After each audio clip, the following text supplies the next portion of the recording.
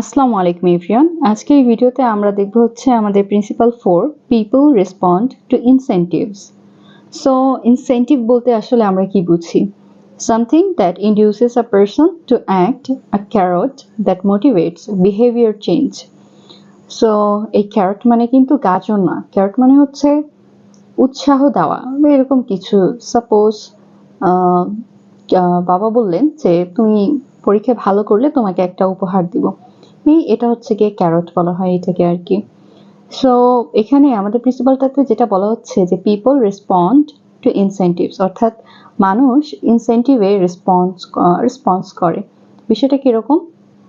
Incentive বিষয়টা তো আমরা বুঝলাম না, যে ইনসেন্টিভ হচ্ছে যে এমন ইনসেন্টিভ এমন কিছু বিষয়কে বোঝায় যেটা হচ্ছে কি করে, ইনডিউসেস আ পারসন টু অ্যাক্ট, কোন একটা মানুষকে কোন একটা কাজ করতে উৎসাহ দেয় ডিরেক্টলি অর ইনডিরেক্টলি, উৎসাহ উদ্দীপনা দেয়। সেটা হতে পারে টাকা পয়সা, হতে পারে কোনো শাস্তি, হতে পারে কোনো উপহার, এরকম কিছু।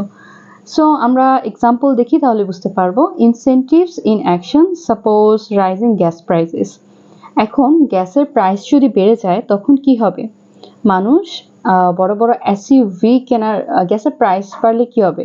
বড় বড় এসইউভি কেনার তুলনায় মানুষজন হচ্ছে হাইব্রিড কারে শিফট হবে, ছোট ছোট কার কিনতে শুরু করবে যেগুলো হচ্ছে ফুয়েল এফিশিয়েন্ট। যাতে যেহেতু কস্ট বেড়ে গেছে, সবাই চায় তার কস্টটাকে কমানোর জন্য। সো তখন দেখা যাবে গ্যাসের প্রাইস বাড়ার কারণে ছোট ছোট কার মানুষজন কিনতে শুরু করেছে। এই যে মানুষ ছোট ছোট হাইব্রিড কার কিনতে শুরু করলো, এটা আসলে মানুষকে প্রভাবিত করলো কোন জিনিসটা?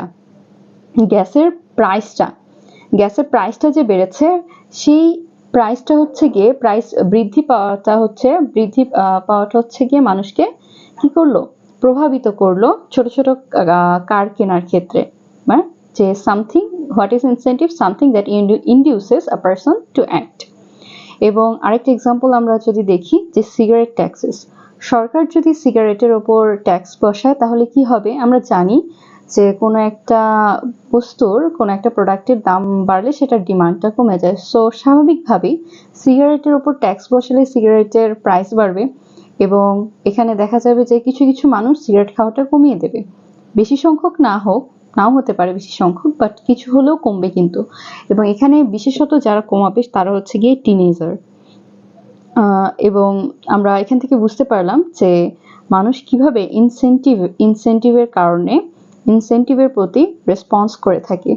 এবং আমাদের এই বিষয়টা বোঝা আসলে খুবই ইম্পর্টেন্ট যে মানুষ কিভাবে ইনসেন্টিভের ওপর হচ্ছে গিয়ে তাদের বিহেভিয়ারে প্রভাব ফেলছে, কারণ পলিসি মেকাররা নয়তো পলিসি মেক করতে পারবে না। গভর্নমেন্টকে তো বুঝতে হবে যে সে কোনো একটা প্রোডাক্টের ওপর সাবসিডি দিক বা ট্যাক্স দিক, তাতে মানুষজন হচ্ছে কিভাবে রেসপন্স করবে সেই হিসাবে তো তাকে পলিসি নিতে হবে। আমরা একটা এক্সাম্পল দেখব, যে সাপোজ আপনার কাছে হচ্ছে একটা মুস্তাং আছে 2007-এর। সো মুস্তাং হচ্ছে একটা গাড়ি।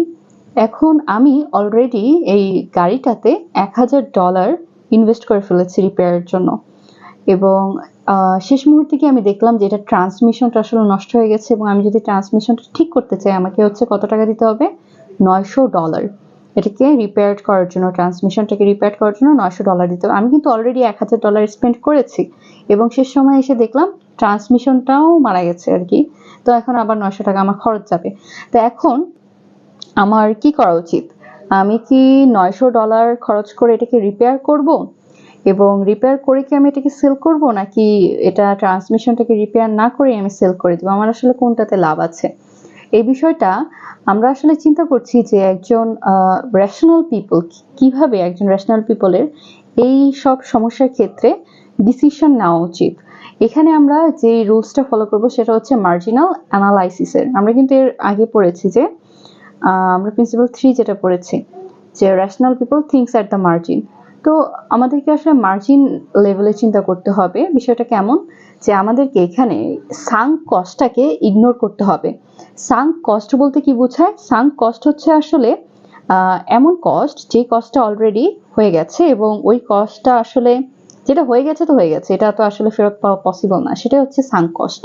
তো এখানে আমাদের সাঙ্ক কস্ট কিন্তু $1000, যেটা already spend. Okay, it should not affect your decision.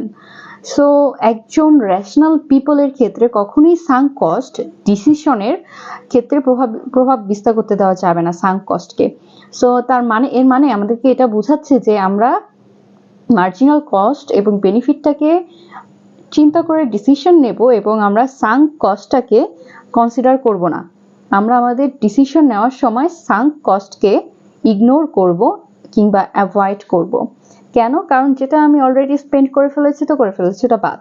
এখন আমাকে যেটা নিয়ে চিন্তা করতে হবে সেটা হচ্ছে $900 যদি আমি রিপেয়ার কস্ট দেই, তাহলে এখানে আমার আসলে সেল প্রাইসে কি ধরনের আসলে চেঞ্জ হবে, লাভ হবে না লস হবে, আমি এখন $900 নিয়ে চিন্তা করবো আসলে যে আমি $900টা খরচ করব কি করব না। আমরা এখানে দুইটা কেস দেখবো বোঝার সুবিধার্থে। প্রথমে ধরি যে আমি যদি ট্রান্সমিশনটাকে ফিক্সড করি তাহলে আমি কার্ডটাকে সেল করতে পারবো হচ্ছে $7,500। আর আমি যদি কার্ডটাকে রিপেয়ার ছাড়াই সেল করি তাহলে আমি কত টাকা পাবো? $6,200 আমি পেতে পারি সেল করার পরে। তা এখন আমি যদি রিপেয়ার করে এটাকে সেল করি তাহলে দেখা যায় কত পাচ্ছি? $7,500 এবং রিপেয়ার না করলে পাচ্ছিলাম 6,200। এই দুইটার মধ্যে ডিফারেন্স হচ্ছে $1,300। এখন আমরা খেয়াল করি যে আমাদের রিপেয়ার কস্ট কত? $900, বাট আমার এখানে ডিফারেন্স আসছে হচ্ছে $1,300। এর মানে কি $900 থেকে $1,300 তো বড়, তাই না? সো আমি যদি এটাকে রিপেয়ার করে তারপর এটাকে সেল করি তাহলে আমার বেনিফিট হবে। 1300 থেকে 900 কস্টটা বাদ দিলে যা থাকবে তাই হচ্ছে আমার লাভ। অর্থাৎ আমার এখানে কি করা উচিত? আমার এখানে কার্ডটাকে রিপেয়ার করে তারপর সেল করা উচিত। বিষয়টা আশা করি বোঝা গেছে যে আমরা যদি $7,500 বিক্রি করতে পারি কিভাবে, কখন? যদি আমি $900 খরচ করে ট্রান্সমিশনটাকে ঠিকঠাক করি তারপর আমি যদি সেল করি তাহলে আমি $7,500 পাবো। আর আমি যদি ঠিক না করে সেল করি তাহলে $6,200 পাবো। তো দেখা যাচ্ছে যে আমি ঠিকঠাক করে সেল করলে অনেক বেশি টাকা পাই এবং যেই বেশি টাকার অ্যামাউন্টটা হচ্ছে আসলে আমার যে কস্ট আছে সেই কস্টটাকে ছাড়িয়ে গেছে। সো আমার এখানে আসলে ট্রান্সমিশনটাকে ঠিক করে তারপর বিক্রি করা উচিত, কারণ এখানে আমার বেনিফিট আছে। এটাই হচ্ছে যে আমাকে মার্জিনালি চিন্তা করতে হবে রেশনাল পিপলের মতো। এবং আমরা আরেকটা কেস দেখি যে সাপোজ আমি যদি ট্রান্সমিশনটাকে ফিক্সড করে তারপর সেল করতাম তাহলে আমার আসতে হচ্ছে আমি বিক্রি করলে পেতাম $6,300। বাট আমি যদি বিক্রি না করে যেমন আছে তেমন ঠিক না করে ট্রান্সমিশনটা ঠিক না করে যেমন আছে তেমনই সেল করে দিই তাহলে পাবো হচ্ছে $5,500। তো আমরা দেখি যে 6,300 এবং 5,500 মধ্যে ডিফারেন্স হচ্ছে $800। অর্থাৎ আমি খরচ করেছি তো $900 দিয়ে খরচ করে কার্ডটাকে ঠিক করে ট্রান্সমিশনটাকে ঠিক করেছি।